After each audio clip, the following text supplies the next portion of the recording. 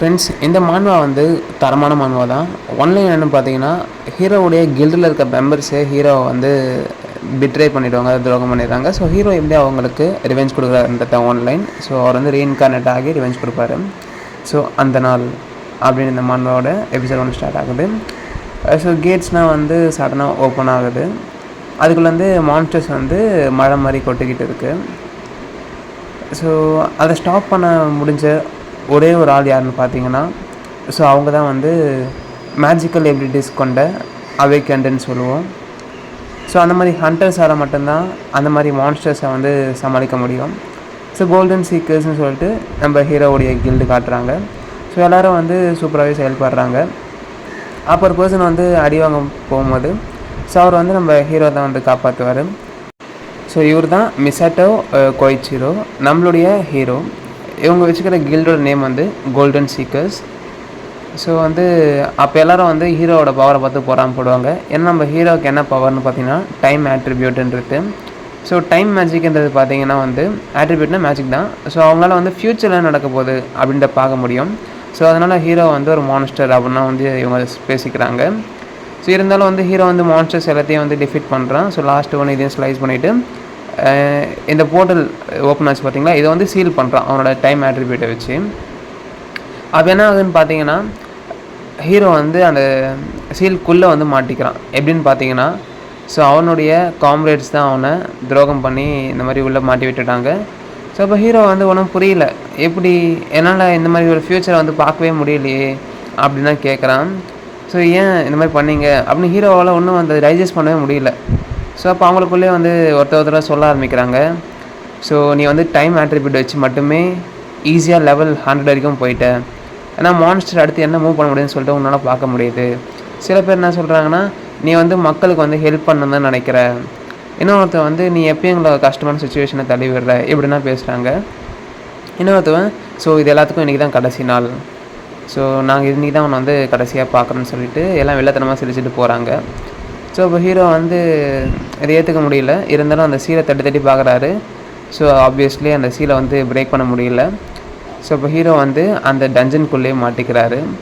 So இப்போ ஹீரோவை காட்டுறாங்க. இவர் தான் வந்து கோல்டன் சீக்கர்ஸோடைய லீடர், அந்த கில்டோட லீடர். இவர் என்ன நினச்சாருன்னா வந்து மான்ஸ்டர்ஸ்கிட்டேருந்து உலகத்தை காப்பாற்றணும், அதுக்காக வந்து விடாப்படியாக போராடினார். ஸோ அதே போல் தான் செயல்பட்டார். இருந்தும் ஏன் இந்த மாதிரி நடந்துச்சு அப்படின்ட்டு கேட்குறாரு. ஸோ அந்த டஞ்சன்றதால ஆப்வியஸ்லி அன்லிமிட்டடாக மான்ஸ்டர் வருது. ஸோ அன்லிமிட்டட்னா யோசிச்சுக்கோங்க, ஓவர்வெல்மிங்காக வருதுனால நம்ம ஹீரோ வந்து ஃப்யூச்சர் பவர் யூஸ் பண்ணி பார்க்குறாரு. பட் வந்து ஹீரோவோட ஃப்யூச்சரே இல்லை அப்படின்ற மாதிரி ஷோ ஆகுது. ஸோ ஹீரோ வந்து எல்லா மொமெண்ட்டையும் வந்து யோசித்து பார்க்குறாரு. இருந்தாலும் பரவாயில்ல அப்படின்னு சொல்லிட்டு ஸோ மான்ஸ்டர்ஸ் கூட வந்து ஃபைட் பண்ண ஆரம்பிக்கிறாரு. என்ன சொல்லிக்கிட்டே ஃபைட் பண்ணுறாருன்னு பார்த்தீங்கன்னா, ஸோ என்னோடய லைஃப்ன்றது இந்த மாதிரி முடியக்கூடாது.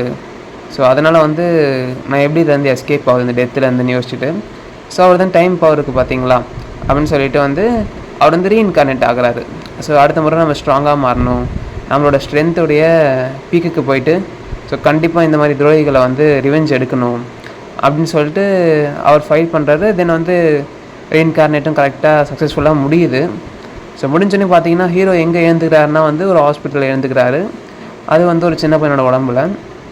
ஸோ அவர் வந்து மிரரை பார்த்துட்டு ஓகே நம்மளோட ரீஇன்கார்னேஷன் வந்து சக்ஸஸ்ஃபுல்லாக ஆகிடுச்சு.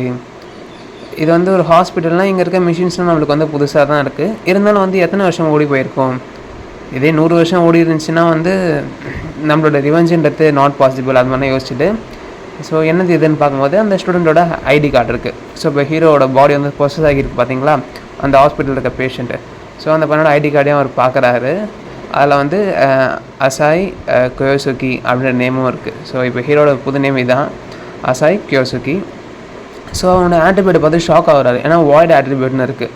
அப்போ வந்து லைட்டாக ஒரு ஸ்மைலை போட்டு வில்லத்தனமாக சிரிக்க ஆரம்பிக்கிறாரு. ஏன் அப்படின்னு பார்த்தீங்கன்னா, ஸோ ஹீரோவுடைய ப்ரீவியஸ் லைஃப்பில் வந்து அவருடைய டைம் ஆட்ரிபியூட்டை பார்த்து அவருடைய காம்ரேட்ஸ் எல்லோரும் வந்து பயந்துருப்பாங்க. ஹீரோ வந்து இம்ப்ரூவ் வந்து அவரால் இன்னும் வந்து ஸ்ட்ராங்காக ஆக முடியல. ஏன்னு பார்த்தீங்கன்னா அவரோட ஃப்யூச்சரை பார்க்க முடிய பவர் இருந்தாலுமே ஸோ இந்த வாய்டுன்ற விஷயத்தை அவரால் வந்து நம்ம ஹீரோவால் இன்டெப்த்தாக போய் பார்க்க முடியல.